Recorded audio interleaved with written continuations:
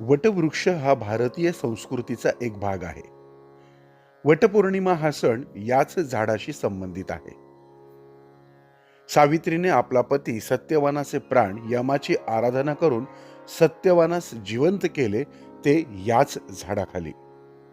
म्हणून वटपौर्णिमेला वडाच्या झाडाचं महत्व असतं. 4 वेदांपैकी ऋग्वेद व अर्थवेदात वडाचा उल्लेख आढळतो. कुरुक्षेत्री देवांनी महायज्ञ केला, त्यावेळी सोमच मसाचे मुख त्यानं खालच्या बाजूला करून ठेवले. त्या सोमच मसाचा एक वटवृक्ष बनला. अशी शतपथ ब्राह्मणात याच्या उत्पत्तीची कथा आहे. वड हा यज्ञीय वृक्ष असून यज्ञपात्रे याच झाडाच्या लाकडाची बनवतात.